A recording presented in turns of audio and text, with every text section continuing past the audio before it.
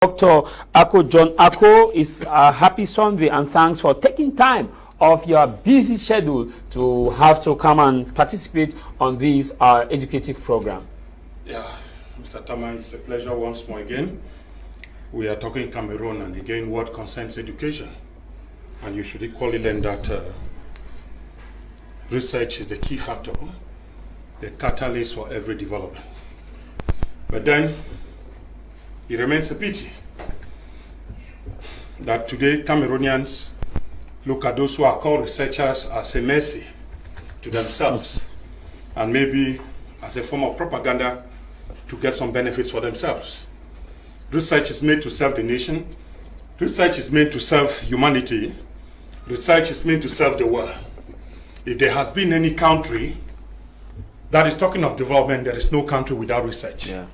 And what type of research? We talk of quality research. In the United States, we talk of R&D, which means that there is a direct link between research and development. So which means that there will be no development without research. And Cameroonians will bear and accept with us that if Africans are the way they are, it is the stress, the strength, the means made available for research. The type of research again will matter. Does the country even consider research as the modus operandi of every development aspect? Today, many African countries and even leaders of the world consider those who are on research, especially in the domain of politics and economics, as agents of propaganda, and why not at times trying to bring down the very system they have constructed. Remember some time ago we talked of the New Deal. When the leader of a republic made the mention of the New Deal had in its cupboards rigor and moralization. Yeah. And today Cameroonians are asking what has happened to rigor and what has become of the moralization standard of Cameroonians. If you get into that domain, a lot have written books on how we can get a country put its own fallen pieces into unity, how a country can rebuild from trash, in fact, from, how can I call, grass to grace. Today we mine a country where Cameroonians are unable to eat, and country where sometime in 1972, President Amadou Ahidjo launched the Operation Green Revolution. Green Revolution was not a political agenda because after then Cameroonians realized that they could eat, drink, and why not?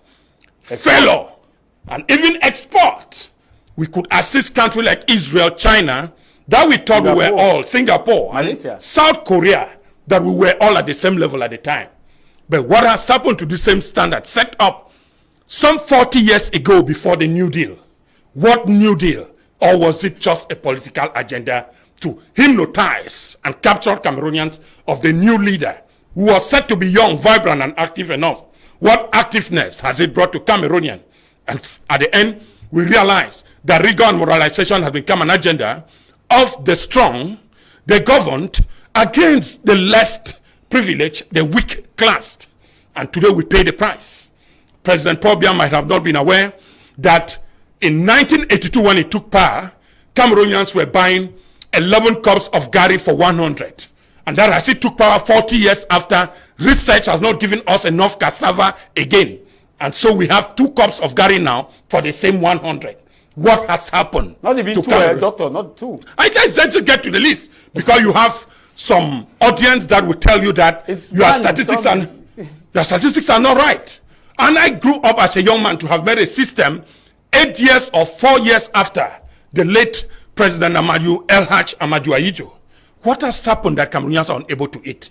It is the failure in research and putting the dots where research ended. Because today it is possible to grow chickens for 45 days and people can eat.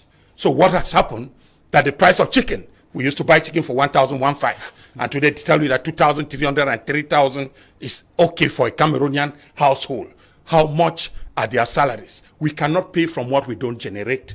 Before we pay salaries, the economy should be capable of generating an equivalent or almost above that amount. What has happened to research and development in Cameroon? Cameroonians have been thinking that the weaknesses faced by the economy are the failures put into the domain of education. Researchers, in fact, we even lament sometime in Yaoundé, those who are thought to be researchers were begging for recruitment. Okay, Doctor. We're begging We'll be for coming back employment from the state. We'll be coming back to you. What extent R&D has helped the economy Research and still natural remains development. remains a very huge question mark.